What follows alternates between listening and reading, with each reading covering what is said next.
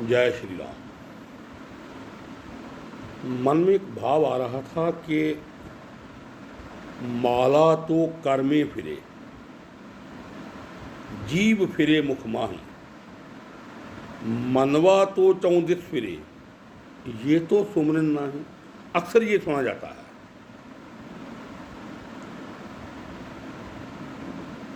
परंतु मैंने एक बात सुनी थी किसी किन्हीं संतों से। वो कहते कि एक बार क्या हुआ कि एक गांव में एक बड़े अच्छे प्रचारक आ गए, कथावाचक आ गए, जो भगवान की बड़ी अच्छी कथा किया करते थे। अब उनकी कथा का चर्चा होने लगा। सब लोग इधर उधर से जो जिसने सुना वो चर्चा करने के लिए, वो चर्चा सुनने के लिए, भगवत चिंतन करने के लिए, भगवान की कथा लीलाएं सुनने के लिए वहां पर जाते। तो एक औरत अपने पति से जब वो शाम को घर आए तो कहती है कि जी मैंने सुना है कि हमारे गांव में एक बड़े अच्छे कथावाचक आए हैं, बड़े अच्छे संत आए हैं, जो बड़ी अच्छी भगवान की लीलाएं कहते हैं, बड़ी अच्छी भगवान की कथा कहते हैं, तो हम चले सुनने के लिए। तो ये जो व्यक्ति था, दुकानदार, ये कहता कि अरे भैया ये तुम्हारा काम है कथा सुनना, घर के काम करना, चौका चूल्हा करना, बर्तन धोना, घर की साफ सफाई करना, ये सब तुम्हारे काम है, स्त्रियों के काम है। हमारा काम है दुकान पे जाना, पैसा कमाना, या इस घर को चलाने के लिए व्यवस्था करना, ये हमारा काम है। इसलिए मुझसे नहीं, मैं तो थक गया हूँ, मुझसे नहीं जाया जाएगा, तुम जाओ। तो पत्नी ने थोड़ी जिद की। पत्नी कहने लगी कि नहीं ऐसा नहीं है, आप मेरे साथ चलिए, आज हम दोनों कथा सुनने के लिए जाते हैं। यदि आपको कथा पसंद नहीं आएगी तो कल से मैं भी नहीं जाऊं। अब पत्नी की जिद के आगे कौन रुके भैया। कहा ठीक है चलिए। ऐसे अंगोछा डाल लिया उन्होंने अपने कंधे पे और चले गए। अब कथा सुनने के लिए जब पहुंचे तो जहां कथा हो रही थी वहां वो औरत आगे जाकर के बैठ गई औरतों के पोर्शन में। तो जिस तरफ आदमी बैठे हुए थे, सबसे पीछे दीवार के साथ ढाढ़स लगा करके ये व्यक्ति भी बैठ गया। अब कथावाचक ने कथा शुरू की। कथा चल रही थी, चलते चलते उसने एक बात कह दी कि इस संसार में भगवान की इच्छा के बिना एक पत्ता भी नहीं हिलता। क्या कहा जी? इस संसार में भगवान की इच्छा के बिना एक पत्ता भी नहीं हिलता है।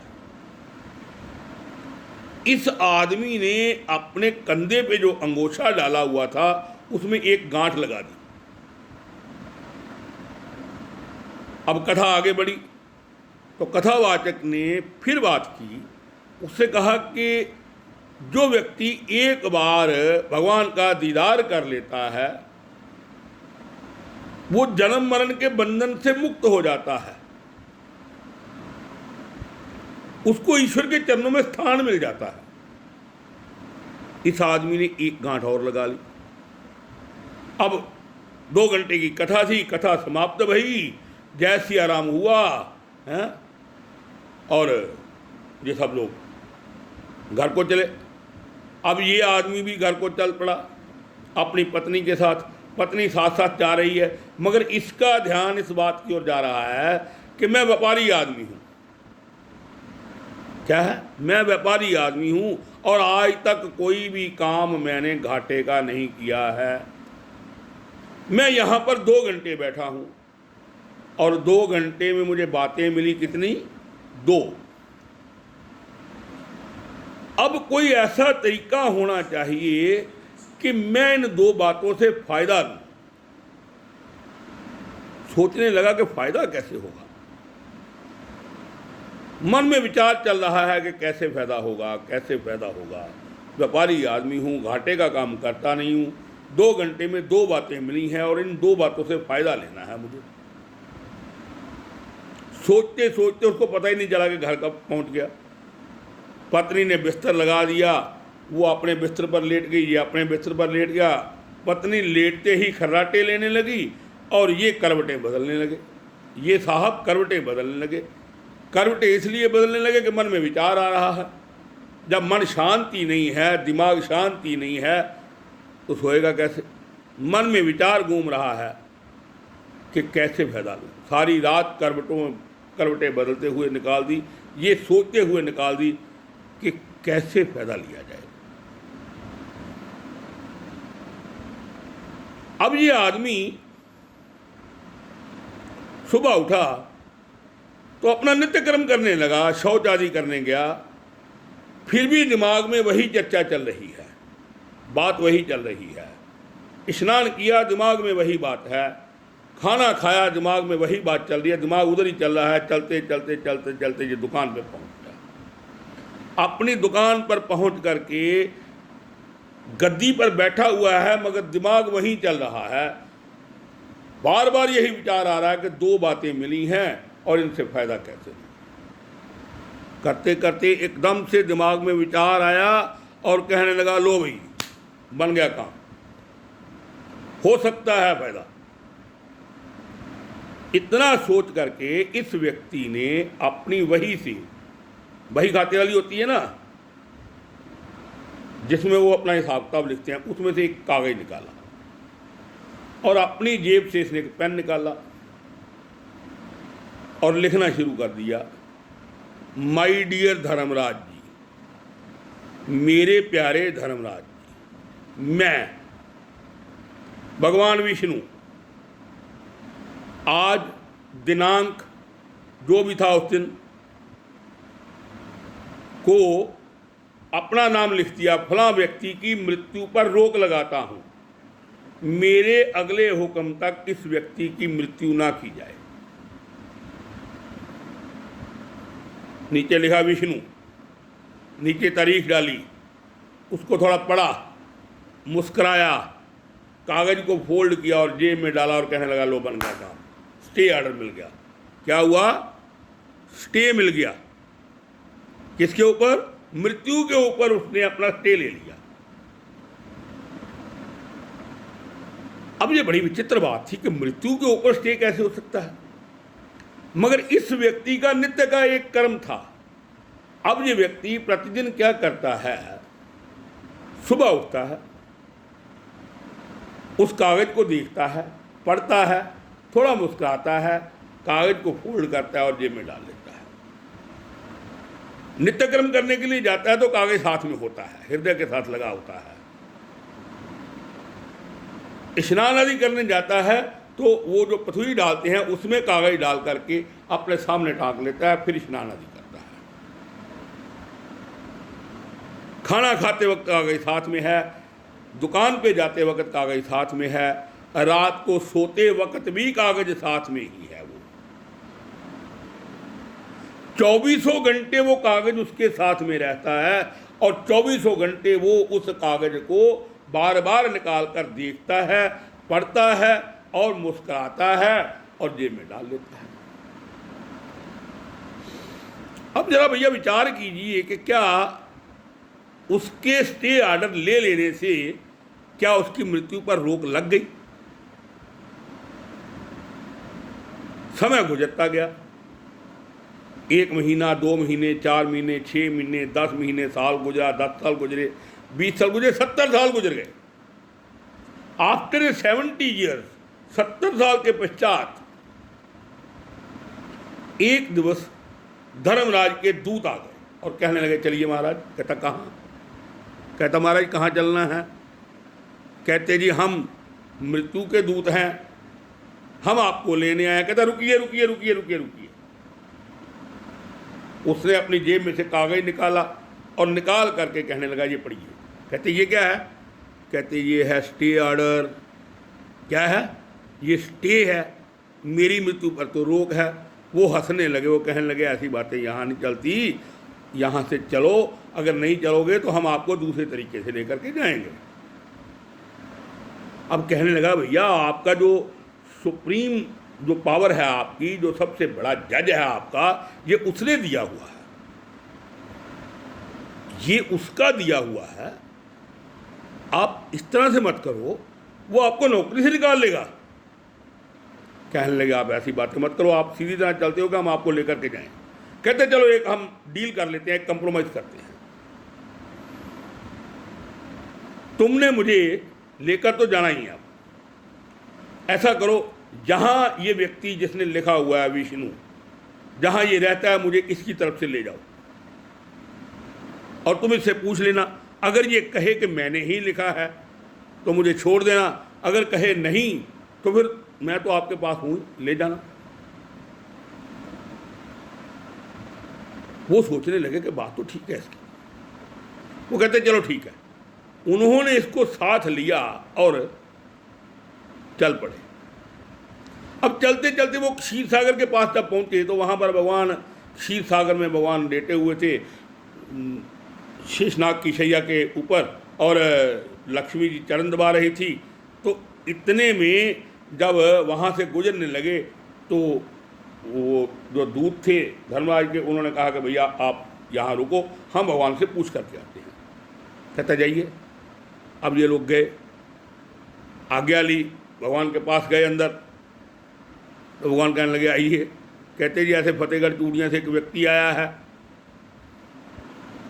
क्या कहता है? कहता है कि मेरी मृत्यु पर भगवान ने स्टे दे रखा है। भगवान हंसने लगे, भगवान कहने लगे कि ऐसे लोग करते ही, आप ले जाओ। अब बाहर आए कि चलिए महाराज चलिए।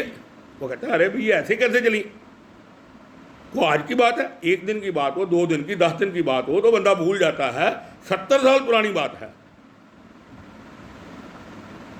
आप मेरी भगवान से बात करवाइए, आमने सामने बात करेंगे, तर्क से बात करेंगे, दलील से बात करेंगे। अगर बात नहीं अच्छी होगी तो मैं आपके पास ही हूं ना, मुझे ले जाना। वो फिर गए। कहते भगवान वो व्यक्ति मानता नहीं है, वो व्यक्ति कहता है कि आप मेरी बात करवाइए सामने सामने। भगवान के मन में विनोद का भाव आ गया। भगवान कहने लगे ठीक है, आप उसे लाइए, हम बात करते हैं। अब वो व्यक्ति सामने चला गया। अब देखिए, सामने जाते ही भगवान कहने लगे, कह रहे भाई तू बता, मैंने तुझे कब तेरी मृत्यु पर स्टे दिया था? कहता नहीं, रुकिए, ऐसे बात हम करेंगे तर्क से, दलील से।